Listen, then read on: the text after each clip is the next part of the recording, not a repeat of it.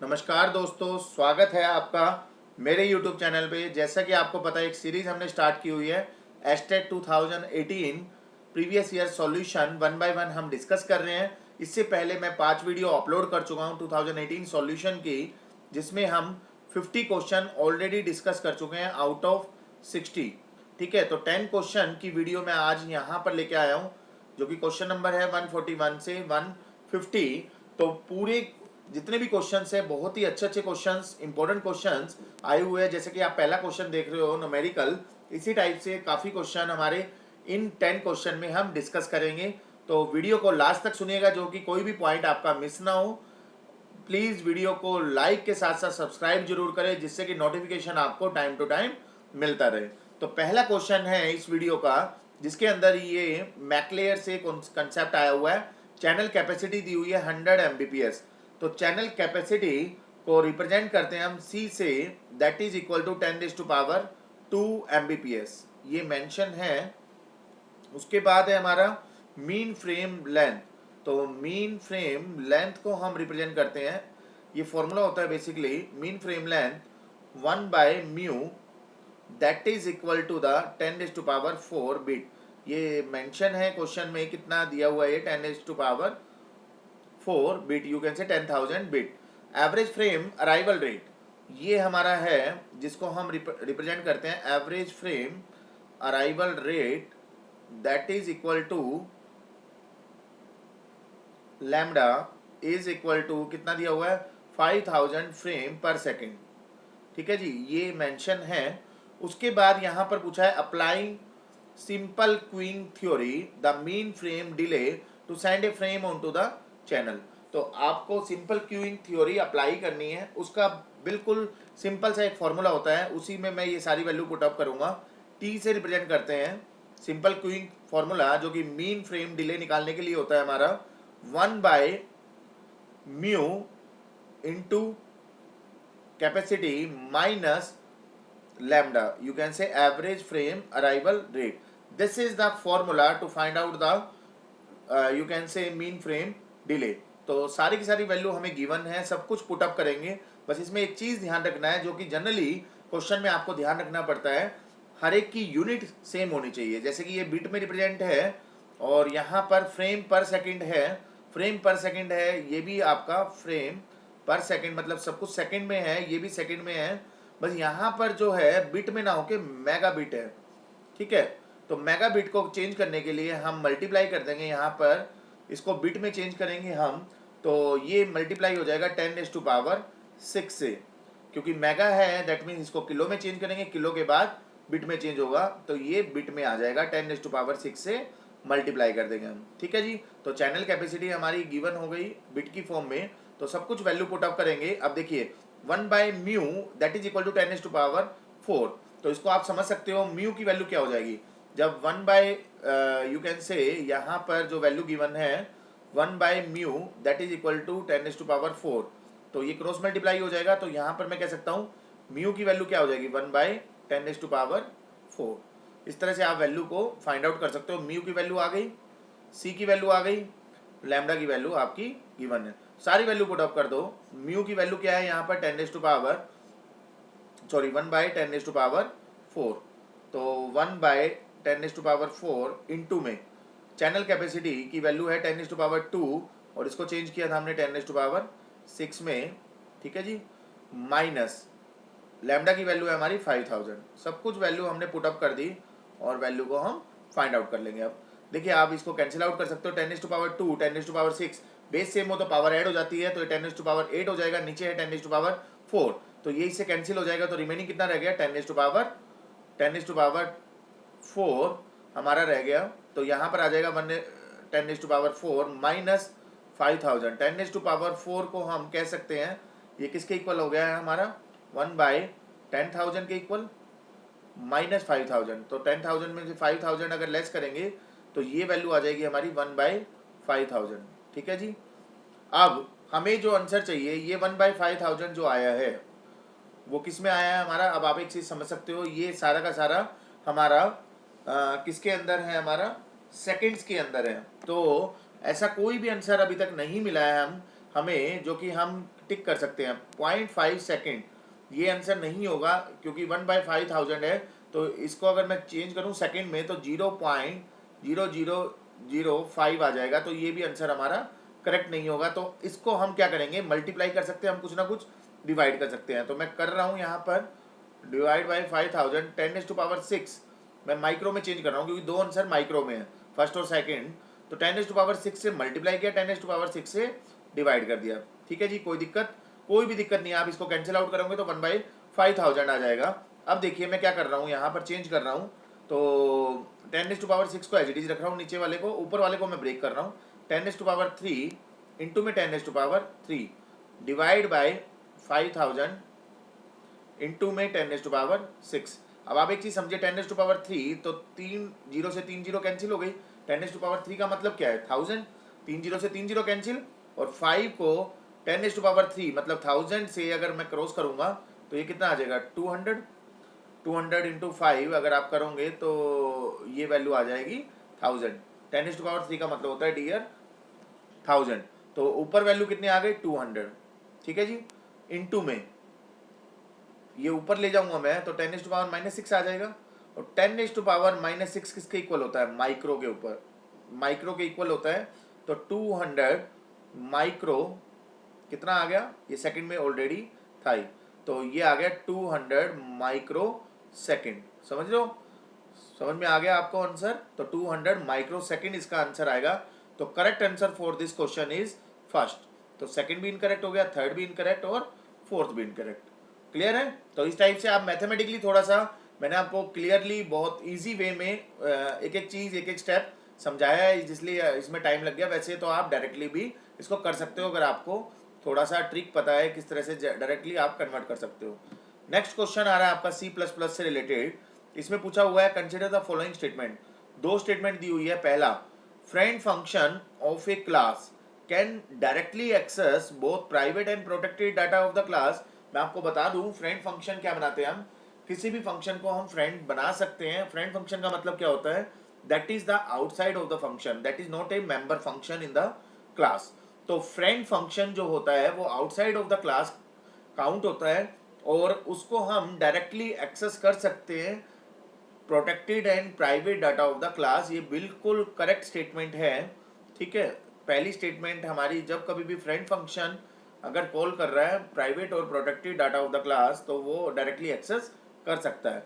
मगर second statement है member function of derive class. देखिए ये पॉइंट ध्यान रखना, member function of derive class can directly access both private and protected data of the class. ये compatibility private के साथ फुलफिल नहीं होती है क्योंकि मेंबर फंक्शन जो ड्राइव क्लास का होता है वो अपनी क्लास के प्राइवेट मेंबर को तो एक्सेस कर सकता है मगर बेस क्लास के प्राइवेट मेंबर या प्राइवेट मेंबर को एक्सेस नहीं कर सकता क्योंकि प्राइवेट मेंबर हर एक क्लास का अपना प्राइवेट मेंबर होता है। तो मेंबर फंक्शन किसी भी ड्राइव क्लास का डायरेक्टली एक्सेस नहीं कर पाता है private and protected data of the class. Data of the class का मतलब है बेस क्लास। ठीक है, तो बेस क्लास के प्राइवेट मेंबर को एक्सेस डायरेक्टली मेंबर फंक्शन किसी भी ड्राइव क्लास का नहीं कर सकता है। ये स्टेटमेंट हमारी इनकरेक्ट स्टेटमेंट है। तो इसने पूछा हुआ है कौन सी स्टेटमेंट हमारी ट्रू है, तो only first statement is the correct, second, third और फोर्थ तीनों के तीनों हमारे इनकरेक्ट ऑप्शन होंगे इस क्वेश्चन के अकॉर्डिंग। क्लियर। नेक्स्ट क्वेश्चन है हमारा डबल एलिप्स। ये ईआर डायग्राम से रिलेटेड डेटाबेस के अंदर एक कंसेप्ट होता है ER diagram, entity relationship diagram बोलते हैं हम।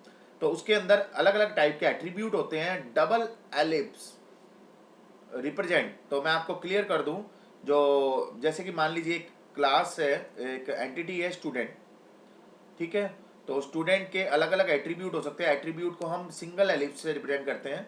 जैसे कि नेम, ये आपका हो गया स्टूडेंट आईडी। स्टूडेंट आईडी हमारी किस में होती है, हमारी प्राइमरी की में, तो अंडरलाइन लगा देते हैं हम।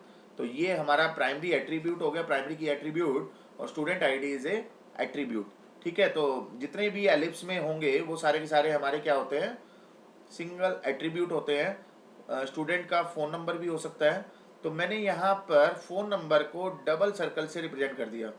तो डबल सर्कल से क्यों रिप्रेजेंट किया, क्योंकि फ़ोन नंबर जो है एक स्टूडेंट के मल्टीपल भी हो सकते हैं। तो डबल एलिप्स जो होता है वो मल्टी वैल्यू को रिप्रेजेंट करता है।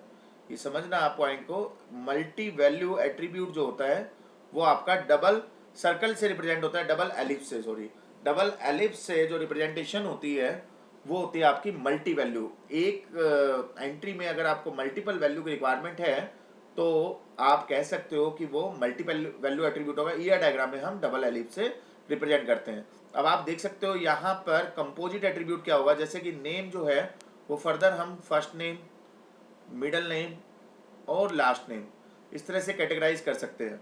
ठीक है, तो नेम नाम का जो एट्रीब्यूट हो जाएगा वो कंपोजिट एट्रीब्यूट हो जाएगा। Composite attribute is a attribute that is further divided into the categorise you can say tree like structure जो होता है वो कंपोजिट एट्रीब्यूट होता है। ठीक है, अब स्टूडेंट की कोई ना कोई एज भी होगी, जैसे कि मैंने यहाँ पर एज को डॉटेड लाइन से रिप्रेजेंट कर दिया। ठीक है, तो ये ध्यान रखना डॉटेड लाइन जो रिप्रेजेंटेशन होती है वो डिराइव एट्रीब्यूट को रिप्रेजेंट करती है हमारी ईआर डायग्राम के अंदर। ठीक है, तो ये कंपोजिट एट्रीब्यूट हो गया हमारा, ये डिराइव एट्रीब्यूट हो गया है डबल जो डॉटेड लाइन से है। एज डिराइव एट्रीब्यूट क्यों हुआ, क्योंकि ये डिराइव होगा, एज जो है वो डेट ऑफ बर्थ से डिराइव होगी। तो मान लीजिए करंटली इसकी एज है 32 ईयर। ठीक है, किसी स्टूडेंट की मान लीजिए 32 ईयर एज है, फॉर एग्जांपल ये पीएचडी कर रहा है तो 32 ईयर है इसकी। तो आप ये जो आपको आज की डेट तो जरूर पता होगी, 32 उसमें से लेस कर लोगे तो इससे आपकी डेट ऑफ बर्थ निकल जाएगी, मतलब डेट ऑफ बर्थ से भी इसकी एज निकल सकती है। तो इसलिए एज जो है वो डिराइव एट्रीब्यूट होगा। तो डिराइव एट्रीब्यूट भी आपको समझ में आ गया, कंपोजिट भी समझ में आ गया। कॉम्प्लेक्स क्या होता है, that is the combination of two attributes like composite plus derive या composite plus multi value attribute. तो कॉम्प्लेक्स मतलब क्या है कि जनरली हम यूज नहीं करते, complex is the combination of नहीं टू एट्रीब्यूट्स। ठीक है, तो यहाँ पर मल्टी वैल्यू एट्रीब्यूट जो होगा that is the correct answer for double ellipse. आप समझ सकते हो डबल एलिप्स जो रिप्रेजेंटेशन है वो मल्टी वैल्यू एट्रीब्यूट की है। तो डिराइव भी नहीं होगा इसका आंसर, कॉम्प्लेक्स भी नहीं होगा और कंपोजिट भी नहीं होगा। नेक्स्ट क्वेश्चन है हमारा, ये मैचिंग वाले क्वेश्चन मैं हमेशा बताता हूँ आपको कि इजी क्वेश्चन होते हैं। दो कॉलम यहाँ पर दिए होते हैं, इसमें होता क्या है कि अगर आपको एक या दो ऑप्शन भी अगर आपको पता है तो आपको ऑलमोस्ट आंसर पता चल जाता है और उससे बाकी के ऑप्शन से आप मीनिंग समझ सकते हो। जैसे कि फ्लिपकार्ट आप जनरली यूज करते हो, फ्लिपकार्ट जो है वो ऑनलाइन शॉपिंग आप कर सकते हो। फेसबुक मेरे को नहीं लगता कि आज के टाइम में कोई फेसबुक ना यूज़ करता हो, तो फेसबुक आप भी सुनते हो सोशल नेटवर्किंग साइट्स है। तो फेसबुक किससे मैच कर रहा है, सोशल नेटवर्किंग से। Google Chrome, Mozilla Firefox, Google Chrome, Internet Explorer, all these are the example of the web browser. तो ये एक वेब ब्राउजर है, तो फोर्थ ई से मैच कर रहा है। देखिए आप समझ सकते हो 4E का कम्बिनेशन कहीं पर भी नहीं दिया हुआ, सिर्फ सेकंड ऑप्शन में दिया हुआ है। फिर भी आप दूसरा भी वेरीफाई कर सकते हो। फेसबुक जो है सोशल नेटवर्किंग से मैच है तो थर्ड ए के साथ मैच है।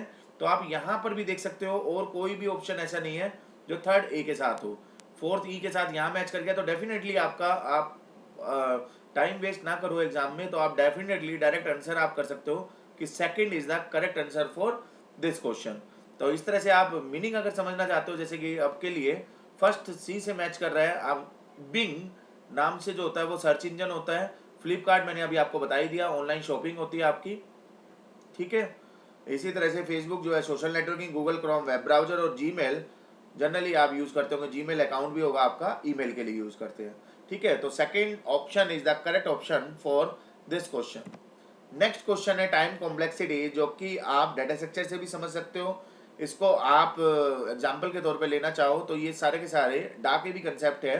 Merge sort algorithm and binary search both are the technique that will be use in the divide and conquer technique. Divide and conquer technique ये use करते हैं दोनों के दोनों।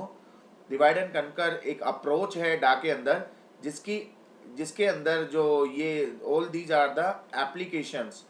ठीक है, तो मर्ज शॉर्ट भी यूज होती है हमारी, बाइनरी सर्च भी होती है, इसी तरह से क्विक शॉर्ट भी होती है। ये सारी की सारी क्या है प्रॉब्लम जो है, मर्ज शॉर्ट में भी आप डिवाइड करते हो, बाइनरी सर्च में भी हाफ करते हो आप। ठीक है, क्विक शॉर्ट के अंदर भी पाइवेट एलिमेंट की हेल्प से आप लेफ्ट और राइट को डिवाइड कर लेते हो। ठीक है, तो यहाँ पर कॉम्प्लेक्सिटी से रिलेटेड क्वेश्चन आया हुआ है, तो मैं आपको बता दूं तीन केस होते हैं आपके, बेस्ट केस, एक होता है आपका एवरेज केस, और एक होता है आपका एवरेज केस, थर्ड होता है आपका वर्स्ट केस। ठीक है जी, तो ये तीनों केस में कॉम्प्लेक्सिटी होती है। मर्ज शॉर्ट की जो कॉम्प्लेक्सिटी होती है तीनों केस के अंदर वो होती है n log n। ये ध्यान रखना, बेस हमेशा बाय डिफॉल्ट 2 होता है क्योंकि बाइनरी नंबर सिस्टम है, ठीक है। तो log 2 बेस n होता है यहाँ पर बाय डिफॉल्ट। तो बेस्ट केस हो, एवरेज केस हो, वर्स्ट केस हो, ये वेरी शॉर्टकट बता रहा हूँ मैं आपको, तीनों केस में इसकी n log n कॉम्प्लेक्सिटी होती है in case of merge short. Binary search में जो कॉम्प्लेक्सिटी होती है बेस्ट केस में O1 से रिप्रेजेंट करते हैं हम, ठीक है। फर्स्ट ही एलिमेंट जो भी था आपका वो डायरेक्ट मिल गया, और बाकी दोनों केस में जो कॉम्प्लेक्सिटी होती है वो log n होती है क्योंकि ये एरे को डिवाइड करता है। डिवाइड करने के बाद ये या तो फर्स्ट एरे होगा या सेकंड एरे होगा, जो भी एरे होगा वो 1 बाय 1 इसको हाफ करता जाता है, ठीक है। तो इसको आप ये समझ सकते हो कि हर बार आप डिवाइड करते जा रहे हो, पहला कंपैरिजन पहले से हुआ, फिर सेकंड से, फिर फोर्थ से, फिर 8 से, फिर 16 से। मतलब क्या है, हर बार जो है मान लीजिए 16 एलिमेंट है तो 1 2 4 8 16 इस तरह से हाफ करते जाते हो आप। तो टोटल 16 एलिमेंट थे, फिर भी आपका जो कंपैरिजन हुए वो 5 हुए, ठीक है। तो इस तरह से मैं कह सकता हूँ कि इसकी जो कॉम्प्लेक्सिटी होगी वो कितनी होगी, log n, ठीक है। तो यहाँ पर आप कॉम्बिनेशन देख सकते हो, पहला है मर्ज शॉर्ट। मर्ज शॉर्ट में तो आप देख सकते हो एक ही ऑप्शन मैच कर रहा है n log n, ठीक है। मर्ज शॉर्ट के लिए, बाइनरी सर्च के लिए सेकंड जो है log n यहाँ पर दिया हुआ है, मगर ये n स्क्वायर कॉम्प्लेक्सिटी नहीं होती है in case of merge sort. तो only second option is the correct option for this question. तो फर्स्ट, थर्ड और फोर्थ दो तीनों के तीनों इनकरेक्ट हो जाएंगे, ओनली सेकंड ऑप्शन हमारा मैच कर रहा है। नेक्स्ट क्वेश्चन है HTML से। ये इस टाइप से क्वेश्चन आया हुआ था, इसी सीरीज में मैंने आपको कराया था। दो टाइप के आपके टैग होते हैं, एक होता है सबस्क्रिप्ट के लिए यूज करते हो, और एक होता है सुपर। उसमें भी मैंने एक्सप्लेनेशन में आपको बताया था, जब कभी भी मान लीजिए आपको H2O, ये जो है H और O की पोजीशन तो सेम है मगर 2 जो है वो जरा सा नीचे है, तो इसके लिए हम यूज करते हैं सब। जैसे कि H यहाँ पर सब यूज किया, 2 यहाँ पर यूज कर लिया, सब को क्लोज कर दिया, और यहाँ पर O यूज कर लिया, तो इसका जो आउटपुट आएगा वो आ जाएगा H2O। सुपर के लिए जैसे कि मान लीजिए एक्स स्क्वेयर, तो हम कैसे यूज करेंगे, एक्स स्क्वेयर हमें करना है एक्स का, तो पहले एक्स लिख दिया, सुपर टैग यूज किया, सुपर मतलब ऊपर वाली वैल्यू आपको करनी है, तो 2 यहाँ पर लिख दिया, यहाँ पर सुपर को क्लोज कर दिया। तो सुपर के लिए यूज करते हो SUP, सब के लिए यूज करते हो SUB, ये शॉर्टकट है, ठीक है। तो यहाँ पर जो इसकी आउटपुट आएगी वो क्या आ जाएगी, एक्स स्क्वेयर। तो मैं यहाँ पर कह सकता हूँ कि सुपर स्क्रिप्ट के लिए जो टैग यूज होगा वो SUP टैग यूज होगा, ठीक है। बाकी ऑप्शन आपके इनकरेक्ट रहेंगे। नेक्स्ट क्वेश्चन है, अगेन यहाँ पर कॉलम से मैचिंग कराने के लिए आ गया है। बहुत ही इजी क्वेश्चन होते हैं ये, इस टाइप के क्वेश्चन हमारे एस्टेट में आते हैं, नेट टाइप में भी आ सकते हैं। वहाँ पर 2 या 3 ऑप्शन आपको पता होते हैं कि इसका ये मैच कर सकता है। तो यहाँ पर देखिए, जैसे कि AVG आप सुनते होंगे जनरली, AVG जो है वो एंटीवायरस है हमारा, जैसे कि मैकेफे है, AVG है, नॉर्टन है, इस टाइप से number of antiviruses that has already publish in the market. तो AVG क्या होगा, हमारा एंटीवायरस होगा। आप देख सकते हो फोर्थ जो है E के साथ एक ही ऑप्शन में मैच कर रहा है, फिर भी आपको एक आधा अगर ऑप्शन पता है, जैसे विंडो 10 जो कि जनरली लेटेस्ट विंडो है हमारी, विंडो 10 जो कि हमारा एक ऑपरेटिंग सिस्टम है। विंडो 10 जो है वो ऑपरेटिंग सिस्टम है। माइक्रोसॉफ्ट ऑफिस, ये भी आपको अगर ना पता हो तो मैं आपको बता दूं, Microsoft office that is the application software. Application software का मतलब है जो एप्लीकेशन आप यूज कर रहे हो, तो ये क्या है, हमारा एक एप्लीकेशन सॉफ्टवेयर है। तो फर्स्ट C से मैच कर रहा है, सेकंड D से मैच कर रहा है, तो आप देख सकते हो यहाँ पर यही ऑप्शन मैच कर रहा है। थर्ड जो है विनजिप, ये विनजिप नाम से पता चल रहा है, अगर आपने नहीं यूज किया फिर भी मैं बता देता हूँ। कंप्रेस करने के लिए कोई भी फाइल को कंप्रेस करके आपको भेजनी है, कई बार जीमेल जो है वो 25 MB तक यूज करता है। 25 MB से अगर आपको ज़्यादा, मान लीजिए 27 MB है, तो आप उसको थोड़ा कंप्रेस करके भेज सकते हो विनजिप के थ्रू। तो वो होता है हमारा कंप्रेसर के लिए यूज करते हैं हम। NDLI अगर नहीं पता तो इसका आपको मीनिंग आज पता चल जाएगा, that is use for the digital library, ठीक है। तो इस टाइप से ये ऑप्शन हो जाएगा हमारा, fourth option is the correct option for this question. बहुत इजी है क्योंकि एक या दो ऑप्शन अगर आपको पता है, मीनिंग पता है, तो आप इजीली इस टाइप के क्वेश्चंस को करेक्टली करेक्ट कर सकते हो। नेक्स्ट क्वेश्चन है हमारा, जो कि C++ में अगेन ये क्वेश्चन पूछा हुआ है। इसमें यहाँ पर कॉम्बिनेशन दिए हुए हैं, which of the following is not among manipulator in C++। तो ऐसा कौन सा मैनिपुलेटर C++ में यूज नहीं होता है? तो मैंने यहाँ पर सारे लिखे हुए हैं, सम इम्पोर्टेंट मैनिपुलेटर जो कि IO मैनिपुलेटर होते हैं, इनपुट आउटपुट मैनिपुलेटर्स। तो वो कौन कौन से हैं? जैसे कि पहला है सेट डब्ल्यू। सेट डब्ल्यू जो यूज होता है वो यूज होता है हमारा set the field width in the output operation. सारे के सारे ये इनपुट आउटपुट ऑपरेशंस में यूज होते हैं हमारे। तो सेट डब्ल्यू हमारा फील्ड की विड्थ को सेट करने के लिए यूज करते हैं हम आउटपुट ऑपरेशन के लिए। नेक्स्ट है हमारा सेट फिल। तो सेट फिल आप देख सकते हो यहाँ पर, to fill the character C on the output stream. तो उसके लिए हम यूज करते हैं सेट फिल फंक्शन। तो सेट फिल फंक्शन हमारा फिल द करेक्टर फिल करने के लिए हम यूज करते हैं। तो सेट फिल भी हमारा मैनिपुलेटर है, ठीक है जी। उसके बाद है सेट प्रिसीजन, ये हमारे ऑप्शन में नहीं है। सेट बेस भी नहीं है। सेट iOS फ्लैग, ये यूज करते हैं हम। It is use to set the format flag specified by the parameter mask. ये क्या है? कुछ आपको मीनिंग पता हो तो ज़्यादा बेटर, आप इजिली याद कर सकते हो, इसलिए यहाँ पर मैंने लिखा हुआ है कि set the format flag specified by the parameter mask. तो नेक्स्ट है रीसेट फ्लैग। तो रीसेट करने के लिए हम यूज करते हैं रीसेट iOS फ्लैग, ठीक है जी। तो इस टाइप से यहाँ पर पूछा हुआ है कौन सा ऐसा मैनिपुलेटर नहीं है। तो पहला ऑप्शन हमारा देख लिया हमने, सेट डब्ल्यू तो है, सेट फिल भी है, रीसेट iOS फ्लैग भी है। तो पहला, तीसरा, दूसरा ये ऑप्शन हमारे इनकरेक्ट रहेंगे। करेक्ट ऑप्शन हो जाएगा हमारा अनसेट, जो कि हमारा मैनिपुलेटर नहीं है। तो राइट आंसर है for this question is fourth. Last question, second last question है फॉर दिस वीडियो, वो ये है हमारा, sometime A text in picture format is shown on the certain web page and you are asked to enter the same text in a text box. Such text shown in picture format is known as।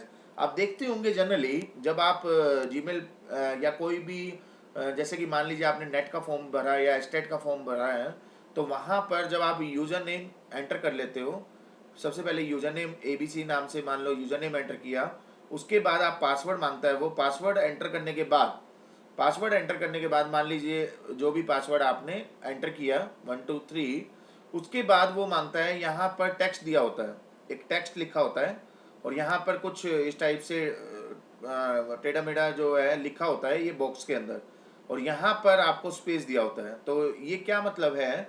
इसको बोलते हैं हम captcha. Captcha बोलते हैं technical term में। ये यही बोल रहा है कि टेक्स्ट एक फॉर्मेट आपको दिया हुआ है वेब पेज के अंदर और you are asked to enter the same text in the text box. जो सिस्टम है वो आपसे कहता है कि यही वाला टेक्स्ट आप यहाँ पर एंटर करिए, ठीक है। ये जो भी आपको दिख रहा है, जैसे मान लो H है, I है, L है, इस टाइप से आप यहाँ पर एंटर करते हो, ठीक है। तो इसको बोलते हैं हम कैप्चा। क्लियर? तो यहाँ पर राइट आंसर हो जाएगा हमारा कैप्चा। OTP जो होता है वो वन टाइम पासवर्ड बोलते हैं। ये बेसिकली हमारा यूज़ होता है और जब कभी भी कोई भी ट्रांजेक्शन करनी है तो फाइनल हमें ऑथेंटिक यूज़र, मतलब जो वैलिड यूज़र है वही आपका एंटर कर रहा है, उसके मोबाइल पर ये OTP एंटर जाता है और वो वहाँ से फैच करके उसको सिस्टम में डालता है। उसको बोलते हैं हम OTP, वन टाइम पासवर्ड। ये that is valid for generally 10 minutes, ठीक है। QR कोड होता है हमारा। QR कोड जनरली हम पेटीएम और इस टाइप से जो ये कोड बना होता है उसको QR कोड बोलते हैं, ठीक है। लिंक यू कैन से हाइपर लिंक, इस टाइप से बोल सकते हो आप। तो करेक्ट आंसर हो जाएगा for this question is captcha. Clear? Last question for this video, जो कि बहुत ही सिंपल सा क्वेश्चन है। इससे सिंपल क्वेश्चन किसी भी एस्टेट में नहीं आया हुआ है। यहाँ पर ये वैल्यू दी हुई है और इस वैल्यू में ये पूछा हुआ है कौन सी क्लास से ये बिलोंग करेगा। तो मैं आपको थोड़ा सा आइडिया बता देता हूँ। 5 क्लास होती है हमारी। IP एड्रेस से ये कंसेप्ट है कंप्यूटर नेटवर्क के अंदर। Class A, class B, class C, class D and class E, ठीक है। तो 5 क्लास होती है। पांचों क्लास की रेंज होती है हमारी, जो कि रेंज होती है हमारी, इसकी पहली रेंज होती है 0 से लेके 127 तक होती है हमारी वैल्यू। उसके बाद 128 से लेके 190 1 तक सेकंड क्लास होती है हमारी। नेक्स्ट क्लास होती है 192 से लेके 223, और लास्ट सेकंड लास्ट क्लास होती है 224 से लेके 239, एंड द फाइनल क्लास है 240 से लेके 255। इस टाइप से सबकी वैल्यू दी होती है हमारी, 0 से लेके 127, 128 से 191, ठीक है, 192 से 223, 224 से 239, 240 से 255, ठीक है। तो जो भी क्लास का जो पहला एड्रेस है, ये मैं आपको बता दूं, क्लास ए में आपकी नेट आईडी होती है और होस्ट आईडी होती है, ठीक है। तो यहाँ पर 1 बाइट जो है, फर्स्ट बाइट जो है वो नेट आईडी होती है, और 3 बाइट का जो है होस्ट आईडी होता है। इसमें 2 बाइट का नेट आईडी होता है, 2 बाइट का होस्ट आईडी होता है, ठीक है जी। 3 बाइट का नेट आईडी होता है सी क्लास के अंदर, और 1 बाइट का आपका होस्ट आईडी होता है। ये हमारा मल्टी एड्रेस के लिए यूज़ करते हैं हम। मल्टी कास्ट एड्रेस के लिए हमारा यूज़ होता है क्लास डी, और ये होता है हमारा रिजर्व फॉर फ्यूचर यूज़, ठीक है, that is use for future. Clear. तो मैं आपको ये बताना चाह रहा हूँ कि इस टाइप से आपकी क्लासेस अरेंज होती है, क्लासेस को डिवाइड करते हैं क्लासेस के अंदर, ठीक है। सबनेट कंसेप्ट आता है, अलग अलग कंसेप्ट होते हैं, तो उसके लिए हम यूज़ करते हैं। आप देख सकते हो यहाँ पर वेरी फर्स्ट जो है वैल्यू क्या दी हुई है, 10। 10 मतलब कहाँ पर बिलोंग करेगा हमारा, 0 से 127 के बीच में, दैट मीन्स क्लास ए के अंदर ये बिलोंग करेगा। तो करेक्ट आंसर हो जाएगा हमारा for this class, for this question is first. तो होपफुली आपको पूरी वीडियो समझ में आई होगी। एक एक क्वेश्चन पूरे के पूरे हमारे सॉल्व हो चुके हैं। 2018 के जितने भी टेक्निकल क्वेश्चंस आए हुए थे, सारे के सारे मैंने आपको करा दिए। तो प्लीज़ वीडियो को लाइक और सब्सक्राइब जरूर करिए। Thank you, thanks to all.